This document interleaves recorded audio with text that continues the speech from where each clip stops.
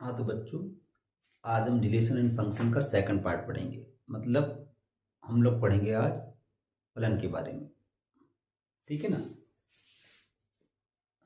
देखो, इस वाले लेक्चर के अंदर हम लोग यहाँ पर फलन की जो बेसिक बातें हैं कि फलन की परिभाषा क्या होती है, फलन होता क्या है, फलन का प्रांत क्या है, फलन का परिसर क्या है और फलन कितने प्रकार के होते हैं, इस बारे में यहाँ पर हम पढ़ेंगे। ठीक है। तो सबसे पहले हम देखेंगे फलन की डेफिनेशन क्या है। ठीक है। तो जैसे कि इससे पहले वाले चैप्टर में हम लोगों ने या पहले वाले टॉपिक में हम लोगों ने देखा था कि संबंध क्या है। तो हमने क्या कहा था कि अगर हमारे पास दो समुच्चय दे दिए जाएं, एक ए दे दिया जाए और एक बी दे दिया जाए, ठीक है ना, और फिर आपने ए और बी का आपने क्या कर दिया, कार्तीय गुणा कर दिया, तो समुच्चय ए से समुच्चय बी में अगर किसी संबंध को परिभाषित करते हो तो वो संबंध क्या होगा, वो संबंध ए क्रॉस बी का उपसमुच्चय होगा। ठीक है ना। मतलब ए और बी का कार्तीय गुणा कर दो, कार्तीय गुणा करने के बाद जो समुच्चय मिलेगा उसके जितने भी उपसमुच्चय बनाओगे वो एक संबंध को निरूपित करेंगे। ठीक है। अच्छा, अब फलन क्या है। फलन क्या है, फलन एक विशेष प्रकार का संबंध है। ठीक है। तो जब मैंने वर्ड यूज किया विशेष प्रकार का संबंध है, तो ये किस प्रकार का विशेष संबंध है, ये एक ऐसा संबंध है जिसमें समुच्चय ए का प्रत्येक अवयव, समुच्चय ए का प्रत्येक अवयव समुच्चय बी के अद्वितीय अवयव से संबंधित है। समुच्चय बी के अद्वितीय यूनिक अद्वितीय अवयव से संबंधित हो।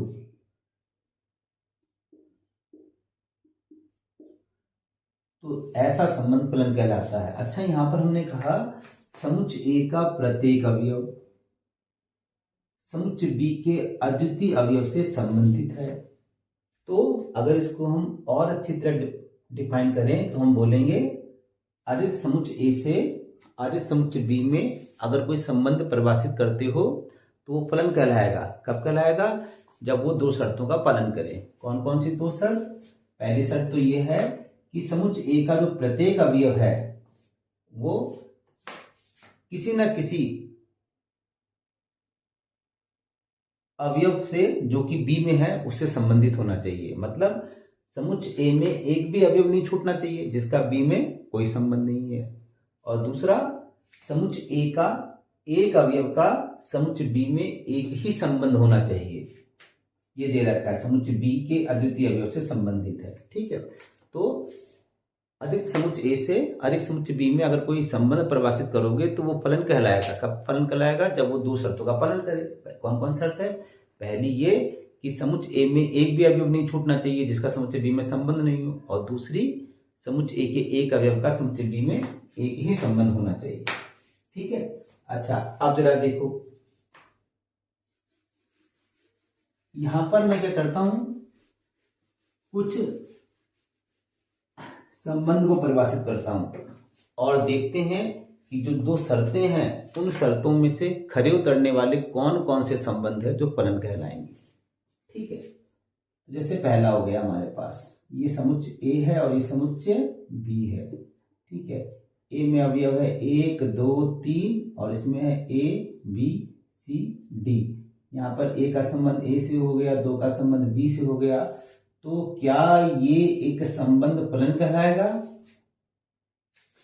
नहीं कहलाएगा। क्यों? क्योंकि देखो हमारे पास दो शर्तें थी कि समुच्चय ए में एक भी अवयव ना छूटे जिसका बी में संबंध ना हो। तो यहाँ तो छूट रहा है, 3 का कोई संबंध नहीं है, तो ये वाला फलन नहीं कहलाएगा। अच्छा, दूसरा देख लो हमारे पास,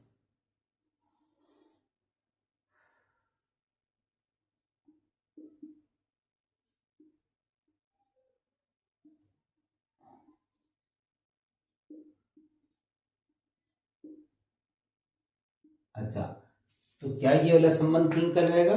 देखें भाई, समुच्चय ए में एक भी अवयव नहीं छूटा जिसका बी में संबंध ना हो, तो पहली शर्त तो पूरी कर रहा है। लेकिन दूसरे में देखो, समुच्चय ए के अंदर जो अवयव दो है इसके दो संबंध हैं, एक बी भी है और एक सी भी है। इसीलिए क्या कहलाएगा, ये फलन नहीं कहलाएगा। अच्छा, अब अगला देख ले।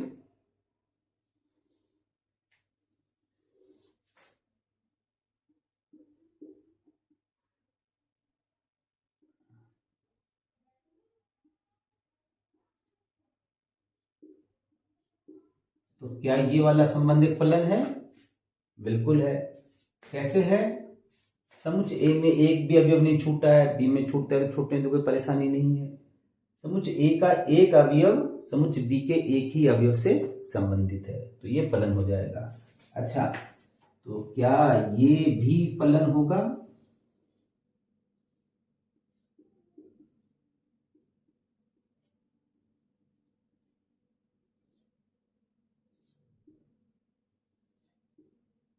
ये क्या ये संबंधित फलन होगा? बिल्कुल होगा। देखो, समुच्चय ए में एक भी अवयव नहीं छूटा है और इसके एक अवयव का यहाँ पर एक ही संबंध है। देखो, एक का भी एक संबंध ए से है, दो का संबंध भी ए से है, तो दो का भी एक ही संबंध हो गया, और तीन का भी एक ही संबंध भी है। तो ये कैसा है? ये एक फलन है, क्योंकि समुच्चय ए में एक भी अवयव नहीं छूटा है और एक एक अवयव का एक ही संबंध है। और देखो जरा,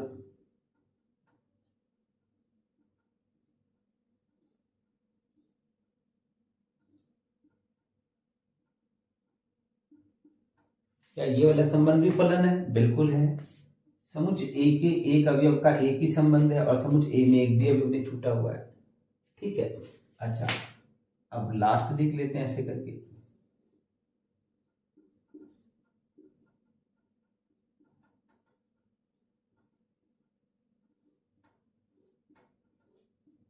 ये संबंध भी फलन है सर? बिल्कुल है, क्योंकि समुच्चय ए में एक भी अवयव नहीं छूटा है जिसका समुच्चय बी में संबंध नहीं है, और एक अवयव का एक ही संबंध है। ठीक है, आगे बात समझ में? अच्छा, जरा देखना, अगर मैं इस वाले को, जो ये संबंध दे रखा था, इस वाले को कार्तीय गुणा के रूप में लिखूं तो आप इसको ऐसा लिख सकते हो, 1a, मतलब कार्तीय गुणा के समुच्चय के रूप में लिख रहा हूं, मतलब क्रमित युग्मों के समुच्चय के रूप में लिख रहा हूं। कार्तीय गुणा के उप समुच्चय के रूप में या क्रमित युग्मों के समुच्चय के रूप में। देखो, एक का ए से संबंध है, दो का बी से, तो इसमें दो ही क्रमित युग्म है। तो क्या क्रमित युग्म देखकर हम बता सकते हैं कि वो संबंध फलन है कि नहीं? बिल्कुल।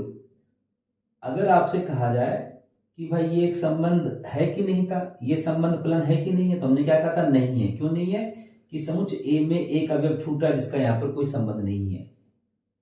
अगर समुच्चय ए में एक अवयव छूट रहा है जिसका यहाँ पे कोई संबंध नहीं है, तो उस अवयव का क्रमित युग्म यहाँ पे विद्यमान नहीं होगा।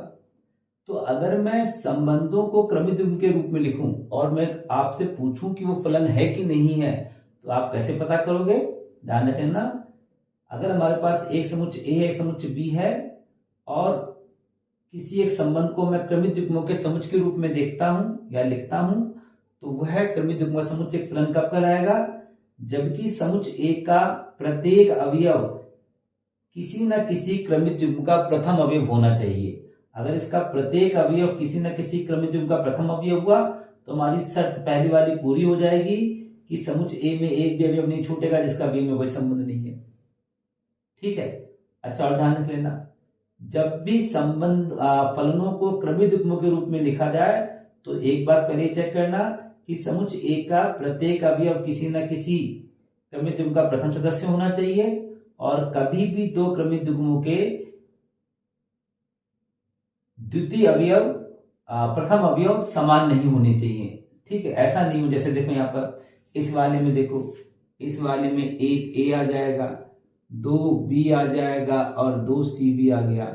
ठीक है, और तीन सी भी आ गया। तो देखो यहाँ पर इन दोनों क्रमित युग्मों के प्रथम अवयव समान है। अगर प्रथम अवयव समान हो गए इसका मतलब इसके एक अवयव के दो प्रतिबिंब बन जाएंगे, इसीलिए क्या होगा? ये फलन नहीं कहलाएगा। ठीक है। अच्छा, अब देख लो, फलन का प्रांत, परिसर और सहप्रांत क्या होता है? अगर फलन को ए से बी में परिभाषित कर रखा है, इसको ऐसे लिखोगे, एफ ए से बी में परिभाषित कर रखा है, तो जो समुच्चय ए है वो कहलाएगा फलन का प्रांत, जो समुच्चय बी है वो कहलाएगा फलन का सहप्रांत, और जो ये प्रतिबिंबों का समुच्चय वो कहलाएगा परिसर कहलाएगा। ठीक है, तो यहां पर ये प्रांत, ये परिसर और ये सहप्रांत, सहप्रांत परिसर से बड़ा आ रहा है। अच्छा अब यहाँ पर देखो, ये देखो, ये पूरा का पूरा प्रांत, ये पूरा का पूरा सह प्रांत और ये वाला परिसर हो जाएगा। यहाँ पर ये पूरा का पूरा प्रांत और ये पूरा का पूरा सह प्रांत, ये पूरा का पूरा प्रांत और ये पूरा का पूरा सह प्रांत। अच्छा यहाँ पे देखो, यहाँ पर प्रांत का प्रत्येक अवयव, प्रांत का प्रत्येक अवयव सह प्रांत के एक ही अवयव से संबंधित है, अर्थात इसके एक अवयव का यहाँ पर एक ही प्रतिबिंब है। तो अगर कभी प्रांत के प्रत्येक अवयव का सह प्रांत में अलग अलग प्रतिबिंब होता है या एक एक प्रतिबिंब होता है, तो ऐसे फलन को हम बोलते हैं एकेकी। एक का एक ही प्रतिबिंब है, यानी कि एक से ज्यादा का एक प्रतिबिंब नहीं हुआ, एक का प्रांत के प्रत्येक अवयव का सह प्रांत में एक प्रतिबिंब है, तो ऐसे फलन को बोलते हैं एकेकी। तो ये भी एकेकी था और ये वाला भी एकेकी था। अच्छा देखो, ये वाला एकेकी नहीं था, क्यों? क्योंकि इसके दो अवयव का यहाँ पर एक ही प्रतिबिंब हो गया। अब देखो जरा, ये मेरे पास परिसर था और ये सह प्रांत, तो जब परिसर सह प्रांत के बराबर हो जाता है तो ऐसे फलनों को बोलते हैं आच्छादक फलन। तो ये वाला आच्छादक नहीं था क्योंकि ये परिसर था और ये सह प्रांत बड़ा था।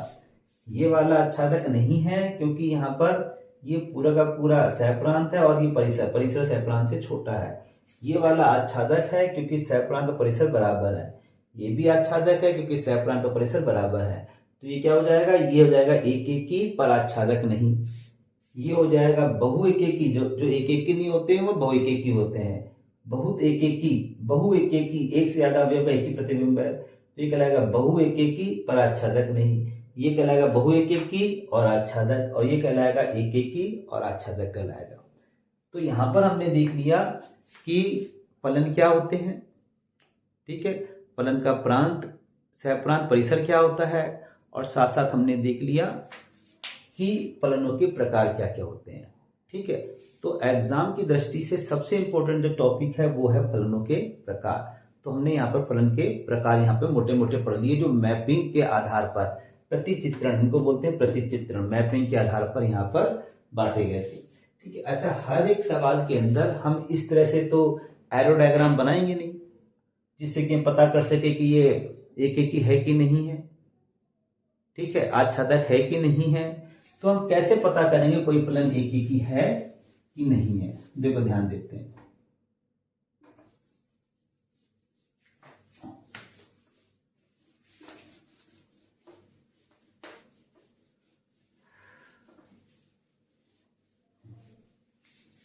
अब इस टॉपिक को ध्यान देना अच्छी तरह से।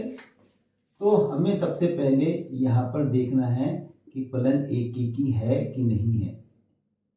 तो कोई फलन f जो समुच्चय a से समुच्चय b में परिभाषित किया जाता है वह एकेकी होगा, वह एकेकी होगा। f a से b एकेकी होगा। कब एकेकी होगा?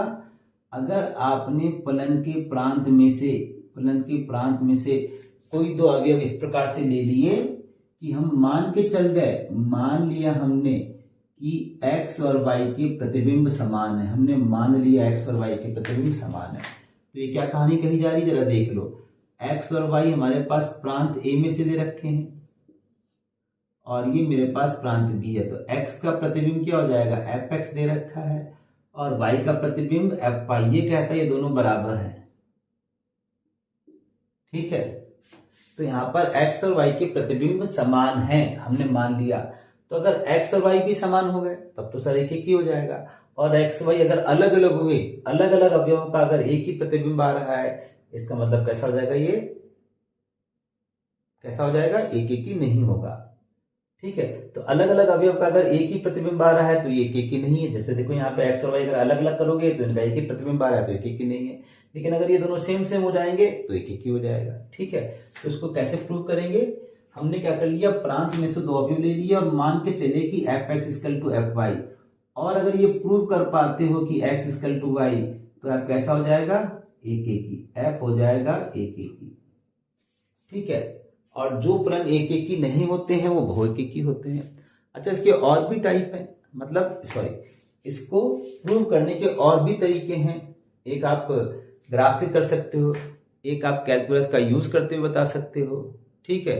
एक हम इसको ऑर्डर्ड पेयर के रूप में लिखकर बता सकते हैं, लेकिन अभी आरबीएससी बोर्ड के लिए हमें सिर्फ ये वाला तरीका को सीखने की जरूरत है। ठीक है, एक सिंपल और तरीका देख लो। ठीक है, अब जरा देखो, अगर आपने क्या किया, किसी भी फलन का कर्व खींच लिया, जैसे आपसे पूछा गया बताओ साइन एक्स कैसा है, एक ही है कि बहुत एक ही, तो आपने क्या कर दिया, साइन का वक्र खींच लिया ऐसे करके।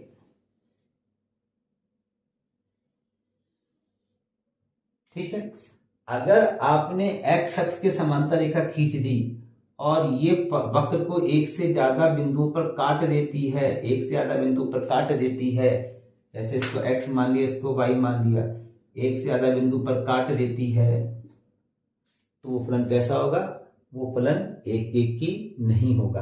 क्यों एक एक की नहीं होगा, जैसे यहां पर देखो, यहां पर हमने देखा कि x अक्ष के समांतर रेखा खींची, वो दो बिंदु पे काटती है, इसका मतलब ये दोनों कैसे हो जाएंगे, बराबर हो जाएंगे। इसका मतलब एफ एक्स और एफ वाई दोनों बराबर हो गए। लेकिन आप देख रहे हो कि एक्स और वाई दोनों कैसे बराबर नहीं है, इसका मतलब एक एक ही नहीं हुआ। तो आप समझ लो, किसी भी फलन को एक एक की सिद्ध करने के लिए आपको ये बताना पड़ेगा कि फलन के प्रांत में जितने भी अवयव हैं उन सबके अलग अलग प्रतिबिंब मौजूद हैं। कहाँ पे मौजूद हैं, सह प्रांत में मौजूद हैं। तो इसको कैसे प्रूव करेंगे, हमने क्या कर लिया, हमने प्रांत में कोई दो अवयव ले लिए और ये मान के चले कि इसके प्रतिबिंब समान है, ये मान के चले इसके प्रतिबिंब समान है।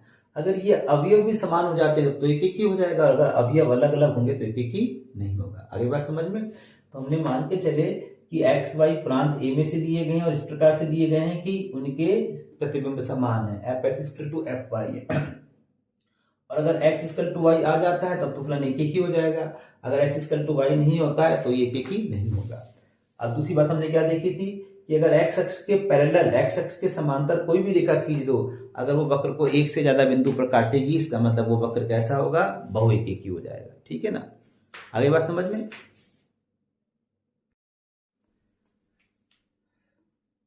हाँ तो बच्चों, पिछली वीडियो में आपने देखा कि फलन क्या होता है और किसी फलन को एक एक ही कैसे सिद्ध करते हैं।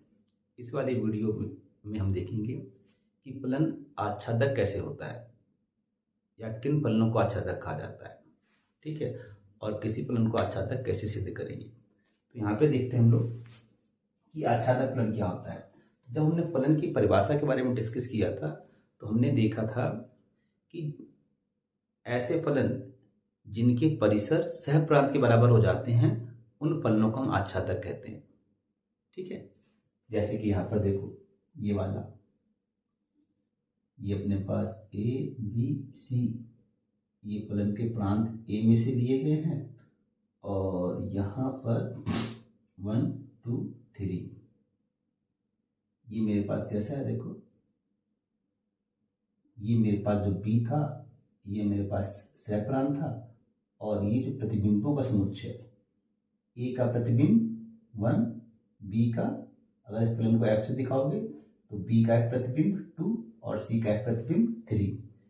तो ये सारे के सारे क्या हो जाएंगे, प्रतिबिंबों का समुच्चय और ये हो जाएगा परिसर हो जाएगा। तो यहाँ पर आपको दिख रहा है जो परिसर है और ये जो सह प्रांत दिख रहा है, ये दोनों कैसे हैं, बिल्कुल बराबर है। जब परिसर और सह प्रांत बराबर हो जाएंगे तो ऐसे फलनों को हम आच्छादक कहेंगे। ठीक है, अच्छा जैसे इसको देखो, एक इसको देख लेते हैं, ए बी सी, यहां पर अपने पास 1 2 3 4, यहां पर देख लो,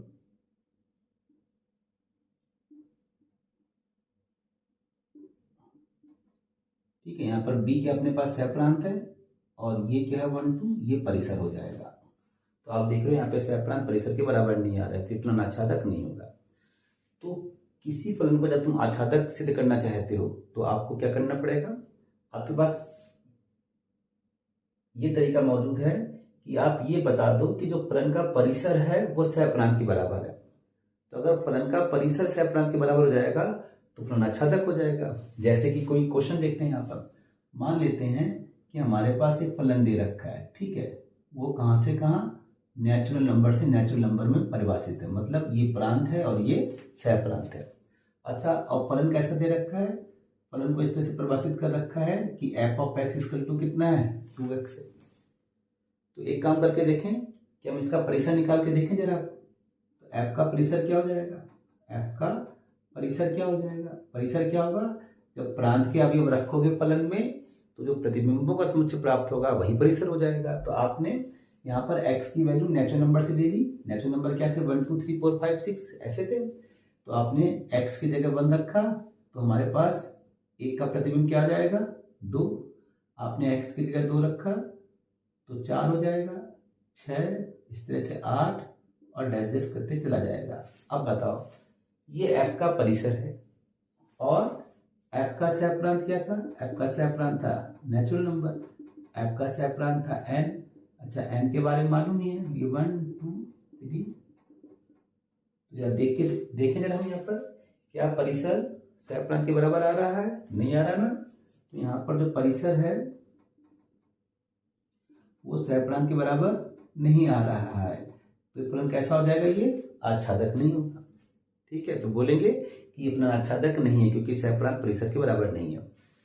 तो अगर हमारे पास फलन का प्रांत में डिस्क्रीट एलिमेंट दे दिए जाएं या लिमिटेड नंबर में एलिमेंट दे दें, कुछ मात्रा में संख्याएं दे दें, ठीक है, कुछ संख्याएं दे दें जिनका प्रतिबिंब निकालना बड़ा आसान है, तो हम क्या करेंगे, हम फलन का परिसर निकाल लेंगे और परिसर निकाल के बताएंगे कि ये सहप्रांत के बराबर आ रहा है कि नहीं आ रहा है। अगर परिसर सहप्रांत के बराबर आ जाएगा तो हम बोलेंगे फलन आच्छादक है, अन्यथा बोलेंगे फलन आच्छादक नहीं है। ठीक है। अच्छा देखो यहाँ पर बड़ी आसानी से फलन का परिसर निकाल लिया। क्यों? क्योंकि यहाँ पे नेचुरल नंबर जो कैसे थे, वो डिस्क्रीट थे। डिस्क्रीट मतलब 1 आ गया, 1 के बाद 2 आ गया, 1 और 2 के बीच जो इनफाइनाइट एलिमेंट है वो तो सब गायब है इसके बीच में। तो 1 2 3 4 अगर इनको नंबर लाइन पर भी दिखाओगे तो आपको ऐसे दिखाओगे, डॉट डॉट करके, ऐसे करके ऐसे करके ऐसे करके। यहाँ से चालू करेंगे, ये 1 हो गया, ये 2 हो गया, ये 3 हो गया, ये 4 हो गया, और ऐसे आगे 5 6 हो जाएगा। तो ये डिस्क्रीट एलिमेंट है। तो अगर हमारे पास डिस्क्रीट एलिमेंट होते हैं ना, तो हम बड़ी आसानी से इसका परिसर निकाल लेते हैं, प्रतिबिंबों का समुच्चय निकाल लेते हैं। लेकिन अगर ये कंटिन्यूअस एलिमेंट होते तो हम इस तरह से परिसर नहीं निकाल पाते। जैसे मान लेते ये रियल नंबर होता, आपके पास नेचुरल नंबर की जगह रियल नंबर होता, तो अगर आपने जैसे कि मान लिया 1 ले लिया तो सर यहाँ पे तो 2 आ गया। लेकिन 1 के बाद क्या आता है, 1 के बाद तो सर फिर 1.000000000 कहाँ तक रखोगे। तो उसके बाद हम ये बता नहीं पाएंगे कि भाई इस मेथड से कि जो परिसर आ रहा है वो सहप्रांत के बराबर है कि नहीं। तो इसी तरीके को हम एक दूसरे तरीके से भी, मतलब इसी मेथड को हम एक और तरीके से भी लिख सकते हैं। वो तरीका कब काम में आएगा, वैसे वो इसमें भी काम में आएगा। ठीक है, तो वो तरीका ज्यादातर तब काम में देना जब हमारे पास यहाँ पर प्रांत के अंदर कंटिन्यूअस एलिमेंट हो, मतलब प्रांत जो है हमारे पास वो रियल नंबर हो या नंबर ऑफ एलिमेंट्स काफी ज्यादा हो, तो आप उस मेथड को काम में ले सकते हो। ठीक है ना। अच्छा अब देखो जैसे कैसे काम में ले सकते हैं। अभी आपने क्या कहा था कि भाई फलन आच्छादक तभी होता है जब परिसर सहप्रांत के बराबर हो जाए। इसका मतलब क्या हुआ कि अगर सहप्रांत में एक भी एलिमेंट ऐसा है जिसका पूर्व प्रतिबिंब यहाँ विद्यमान नहीं है तो फलन कैसा होगा, आच्छादक नहीं होगा। अगर एक भी एलिमेंट ऐसा है जिसका यहाँ पूर्व प्रतिबिंब नहीं है, जैसे देखो यहाँ पर 3 और 4 ऐसे एलिमेंट है जिनका यहाँ पे पूर्व प्रतिबिंब नहीं है, मतलब 3 4 ऐसे एलिमेंट है जिनका प्रांत में कोई संबंध नहीं है, तो ये फलन आच्छादक नहीं होगा। तो अगर हम किसी मेथड से ये प्रूव कर पाए कि सह प्रांत में कुछ ऐसे अवयव हैं जिनका प्रांत में कोई पूर्व प्रतिबिंब नहीं है तो फलन आच्छादक नहीं होगा। देखो इसी वाले क्वेश्चन को हम इस मेथड से करते हैं। ठीक है, दूसरा मेथड से तो हमने क्या लिखा, हमने लिखा कि मान लेते हैं, माना x belongs to n। n क्या है, ये नेचुरल नंबर। ठीक है, और कहां से लिया गया, n को यहां पे बोलेंगे प्रांत के रूप में। ठीक है, तो हमने क्या किया, हमने प्रांत n में कोई एक अवयव x ले लिया। और किस तरह से लिया, इस तरह से लिया कि माना इस वाले x का यहां पर जो प्रतिबिंब है वो y है। ठीक है, इस प्रकार से है कि f of x equal to y है। ठीक है, तो यहां पर x क्या है, x यहां पे पूर्व प्रतिबिंब हो जाएगा और y हो जाएगा प्रतिबिंब हो जाएगा। ठीक है, तो मैंने क्या कहा था अभी, हमने कहा था कि अगर मैं ये प्रूव कर दूं, जैसे यहां पर देखो, ये मैं इसको लिख देता हूं, ये x है और ये y है। अगर मैं ये प्रूव कर दूं कि यहाँ पे जितने भी y हैं उनका कोई ना कोई पूर्व प्रतिबिंब यहाँ पर a में एग्जिस्ट करता है, a में विद्यमान है, तो फलन आच्छादक हो जाएगा। ठीक है, तो देखो यहाँ पर, तो इस वाले फंक्शन को f ऑफ x किसके इक्वल था, 2x इक्वल टू y था। अब मैं इसमें से x की वैल्यू निकालूंगा, x की वैल्यू कितनी हो जाएगी, y बाई 2 हो जाएगी। अब y क्या था भाई, y का क्या था यहाँ पर, y हमारे पास n में से दे रखा था, सहप्रांत n था ना। अब ये सोच के बताओ कि अगर y की जगह आपने नेचुरल नंबर रख दिए तो क्या x हमेशा नेचुरल नंबर मिलेगा? अगर सभी y जो कि नेचुरल नंबर से लिए जा रहे हैं, सहप्रांत n नेचुरल नंबर था उसमें से लिए जाएंगे, और सभी y के लिए यहाँ पर एक पूर्व प्रतिबिंब x मतलब नेचुरल नंबर विद्यमान है, तो फलन आच्छादक हो जाएगा। जरा देखो, अगर मैंने y की जगह 1 ले लिया, भाई y नेचुरल नंबर था ना, y की जगह मैंने 1 ले लिया, ठीक है, 1 बिलोंग्स टू नेचुरल नंबर, तो x की वैल्यू कितनी हो जाएगी, 1/2। तो क्या अगर यहाँ पर 1 है तो इसका प्री इमेज यहाँ पर 1/2 होनी चाहिए, लेकिन तुम्हें मालूम है 1/2 तो नेचुरल नंबर में आएगा ही नहीं आएगा। इसका मतलब क्या हो जाएगा, फलन आच्छादक नहीं होगा। इसका मतलब यहाँ पर क्या होगा कि यहाँ पर कई सारे ऐसे y हैं जिनकी प्री इमेज x एग्जिस्ट नहीं करती है, इससे फलन आच्छादक नहीं होगा। ठीक है, तो यहाँ पे लिख देंगे does not belongs to natural number, लिखेंगे अतः सभी y belongs to n, n क्या था यहाँ पर, सहप्रांत था, y बिलोंग्स टू n के लिए x बिलोंग्स टू n, यहाँ पे n क्या है, प्रांत, विद्यमान नहीं है, अतः फलन आच्छादक नहीं है।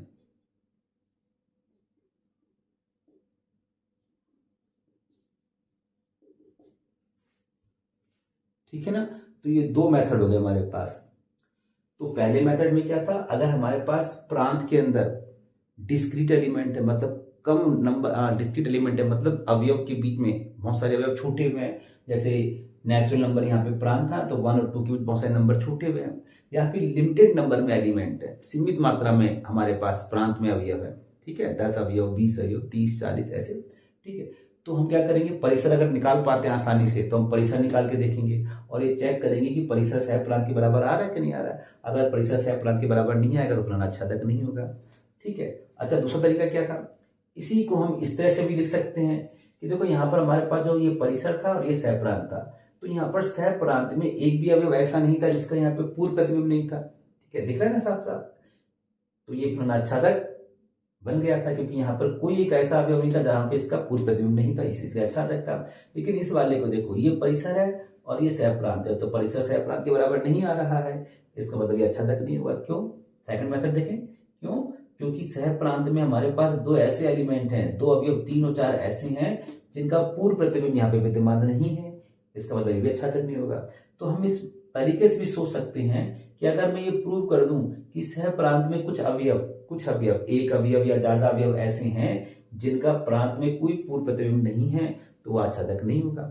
तो भाई इसको कैसे लिखेंगे, इसको लिखने का तरीका क्या है, आपने यहाँ पर प्रांत में कोई एक अवयव x ले लिया और मान के चले कि इसका पूर्व प्रतिबिंब, इसका प्रतिबिंब कितना है, y है। हमने प्रांत में एक अवयव x ले लिया और मान के चले कि इसका प्रतिबिंब y है, तो इसको लिख दिया f(x) इक्वल टू y। यहाँ पर x क्या है, प्रांत का अवयव, y क्या है यहाँ पर, सहप्रांत का अवयव। ठीक है, तो यहां पर आपने f ऑफ x की जो डेफिनेशन दे रखी थी 2x इक्वल टू y हो गया। अब मैं इसमें से x की वैल्यू निकालूंगा y/2। अभी क्या कहा था कि अगर सहप्रांत के सभी अवयव का प्रांत में पूर्व प्रतिबिंब है तो आच्छादक है, तो यहां पर सहप्रांत क्या था, y। अगर y की वैल्यू जो नेचुरल नंबर दे रखी है उसमें से रखो और x भी नेचुरल नंबर आ जाता है, तो हम बोलेंगे भाई कैसा, ये आच्छादक है। इसका मतलब क्या हुआ, सभी y का एक ना एक x विद्यमान है। लेकिन यहाँ पर जैसे y की वैल्यू 1 ले ली तो 1/2, तो जो 1/2 जो x के इक्वल है, और x किस में से दे रखा है, नेचुरल नंबर में से दे रखा है, तो 1/2 तो नेचुरल नंबर ही नहीं। इसका मतलब यहाँ पर अपने पास यहाँ पर 1 एक ऐसा एलिमेंट है जिसका यहाँ पर कोई भी प्री इमेज नहीं है, पूर्व प्रतिबिंब नहीं है, मतलब यहाँ पर 1 का संबंध इसमें से किसी से नहीं आ रहा है। इसी प्रकार अगर आप y की जगह 3 ले लो तो यहाँ पे आना चाहिए 3/2। 3/2 नेचुरल नंबर होता ही नहीं है, इसका मतलब यहाँ पे 3 का भी यहाँ पर कोई संबंध नहीं है। मतलब यहाँ पर कई सारे ऐसे नंबर छूट जाएंगे जिनका यहाँ पर कोई भी संबंध नहीं होगा। अतः फलन कैसा हो जाएगा, ये आच्छादक नहीं होगा। ठीक है बच्चों।